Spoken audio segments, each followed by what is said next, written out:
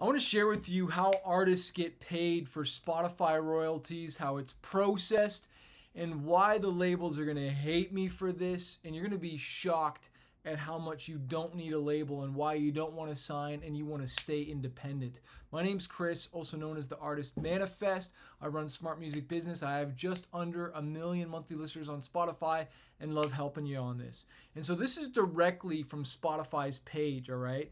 They say this is how we calculate and process royalties.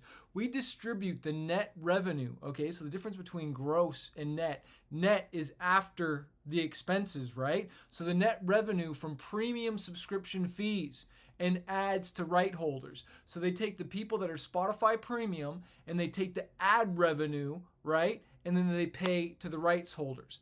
To calculate the net revenue, we subtract the money we collect, but we don't get to keep. All right, so they subtract the money like taxes, credit card processing fees, billing, any other sales and commissions. And then with the money left over, they give that and they calculate the net revenue to whoever got their music streamed the most. And they say we calculate stream share by tallying the total number of streams in a given month and determining what proportion of those streams were people listening to music owned or controlled by a particular rights holder. Now, let's not get into all technical. Rights holder, that would be you, that would be me if you were an independent artist. If the record label is in charge, it would be them. Contrary to what you might have heard, Spotify does not pay artist royalties according to per play or per stream rate. The royalty payments that artists receive might vary according to differences on how their music is streamed or the agreements they have with labels or distributors. So this idea of per stream, that's really just like an estimate, right? Like the idea of like it's 0.005 or 0.006 or 0.007. Like obviously though, that if someone has a paid subscription, their per stream is going to be higher than potentially the ads, right? So how do artists get paid? In many cases, royalty payments happen once a month, but exactly when and how artists get paid depends on their agreements with the record label or distributor. Once we pay rights holders according to their stream share, the labels and distributors, collection societies, and publishers, in the case of songwriters, pay artists according to their individual agreements. Okay, so if you distribute through DistroKid or TuneCore or CD Baby, let's just do DistroKid and TuneCore because they don't take a percentage of anything.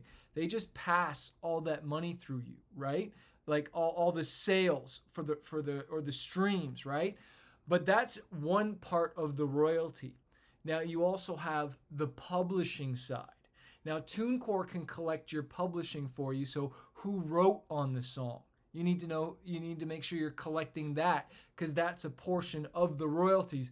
But just so you know, and to get an idea of how much the master side is of the rights holder compared to publishing, just to give you an idea where we could make, tens of thousands of dollars a month from the master side, right? The rights holder every 3 months, even though I've written like at least 40 to 50% of the song, I'm only seeing like a few thousand every 3 months because publishing is paid out every quarter, where sales royalties and the stream royalties, they're paid out every month to the master.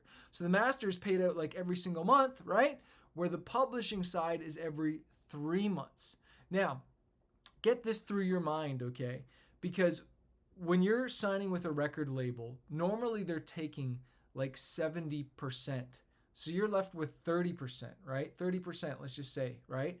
But then if you have a manager, they're taking 15 to 20% of that. So just think about how much more streams you have to make. So maybe you have 100,000 monthly listeners and you see this signed artist and they're with a label and they're making 1 million and they got 1 million monthly listeners. Well, do they really have 1 million monthly listeners? Are they getting paid more than you or less? Well, let's just say you have 100,000, right? You have 100,000 monthly listeners, right? And they have 1 million, but then you got to subtract like 80% of that. So really, they only have 100,000 more listeners than you. And so I want to challenge you to say, why can't you get to 200? Why can't you get to 1 million monthly listeners? I'm an independent artist. I am not a household name. Barely any of you even know who Manifest is. Manafest. Go look me up. We have just under 1 million monthly listeners. When you're watching this, we might have more. We might have a little less. But why can't you get to that, right? And then I might compare myself to a signed artist who's got 4 million monthly listeners. But are they really getting paid based on the 4 million? Or are they only getting paid on based than less than 1 million monthly listeners? Like, it's chopped more than in half. And the labels don't want you to realize this, and that's why they want these artists to tour like little slaves, because that's the only way they can make money. And then the touring increases the sales and the streams, and the labels making all this money, and then they chop off a little piece, and you don't even get proper royalty reporting.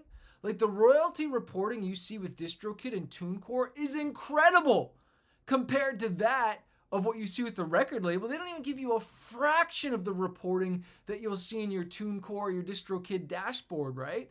Let alone your Spotify artist dashboard and seeing all the streams and everything like that. So you really want to focus on writing great songs, hit songs, marketing those songs, and setting goals for yourself by running those Spotify ads, running the Facebook, Instagram ads, getting on big tours that are going to move the needle. But this is the thing, like, we live in the day and age where you don't have to tour unless you want to.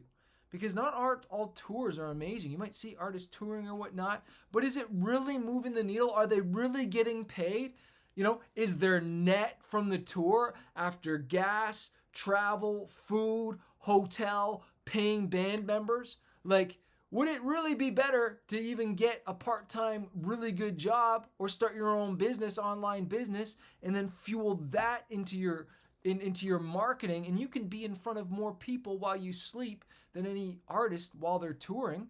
Like, you want to start to work smarter, not harder, right? And stop asking how much everything's cost and start understanding how much everything is worth.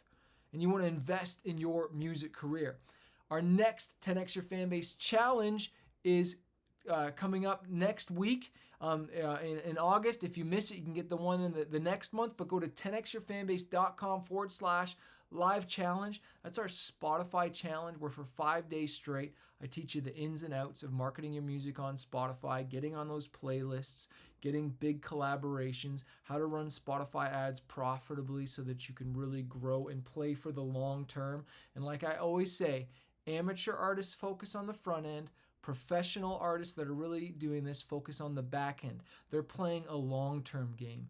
Amateurs and artists that aren't really serious about their career are always focused on the short-term game. They're short-sighted, right? And I heard TD Jake say this: money runs from blindness. What does that mean? Artists that don't have a vision for their career, there can be no provision. You need to have vision before the provision can come. I hope that speaks to you. Again, go to 10xyourfanbase.com/live challenge. I'll see you there.